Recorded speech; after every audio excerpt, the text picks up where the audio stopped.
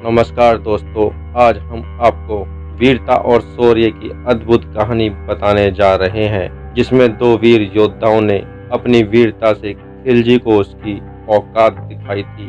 गोरा और बादल ऐसे ही दो सूरवीरों के नाम हैं, जिनके पराक्रम से राजस्थान की मिट्टी बलिदानी है। गोरा और बादल दोनों चाचा भतीजे जालोर के चौहान वंश से संबंध रखते थे। मेवाड़ की धरती की गौरव गाथा गोरा और बादल जैसे वीरों के नाम के बिना अधूरी है। हम में से बहुत से लोग होंगे जिन्होंने इन सूरवीरों का नाम तक न सुना होगा, मगर मेवाड़ की माटी में आज भी उनके रक्त की लालिमा झलकती है। रिश्ते में चाचा और भतीजा लगने वाले ये दो वीर जालोर के चौहान वंश से संबंध रखते थे, जो रानी पद्मिनी के विवाह के बाद चित्तौड़ के राजा रतन सिंह के राज्य का हिस्सा बन गए थे। ये दोनों इतने पराक्रमी थे कि दुश्मन इनके नाम से ही कांपते थे। कहा जाता है कि एक तरफ जहां चाचा गोरा दुश्मनों के लिए काल के समान थे, वहीं दूसरी तरफ उनका भतीजा बादल दुश्मनों के संहार के आगे मृत्यु तक को शून्य समझता था। यही कारण था कि मेवाड़ के राजा रतन सिंह ने उन्हें अपनी सेना की बागडोर दे रखी थी। एक बार खिलजी की नजर मेवाड़ के राज्य पर पड़ी, लेकिन वह युद्ध में राजपूतों को नहीं हरा सका, तो उसने कूटनीतिक चाल चली।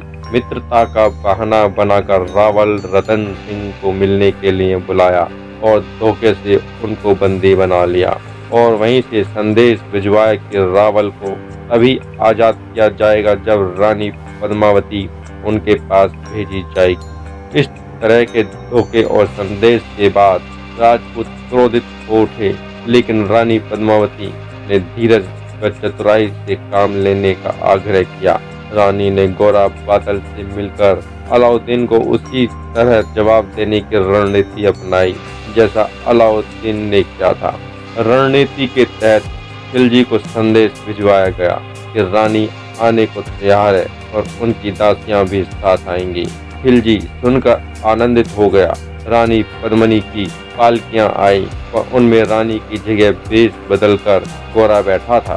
दासियों की जगह पालकियों में चुने हुए वीर राजपूत थे।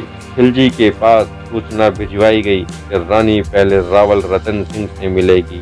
खिलजी ने बेफिक्र होकर अनुमति दे दी। रानी की पालकी, जिसमें गोरा बैठा था, रावल रतन सिंह के तंबू में भेजी गई।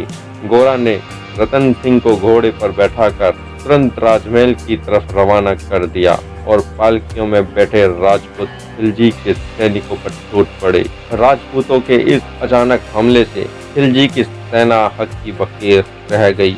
वो खुद समझ पाते उससे पहले ही राजपूतों ने रतन सिंह को सुरक्षित अपने दुर्ग पहुंचा दिया।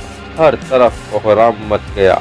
गोरा और बादल काल की तरह दुश्मनों पर टूट पड़े थे और अंत में दोनों वीरों की भांति लड़ते हुए वीर गति को प्राप्त हुए।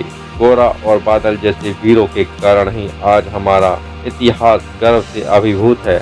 ऐसे वीर जिनके बलिदान पर हमारा सीना चौड़ा हो जाए, उन्हें कोटि कोटि नमन। मेवाड़ के इतिहास में दोनों वीरों की वीरता स्वर्ण अक्षरों में अंकित है। इंफॉर्मेशन अच्छी लगी तो वीडियो को करें लाइक, चैनल को करें सब्सक्राइब। आपका कीमती समय देने के लिए धन्यवाद। जय हिंद।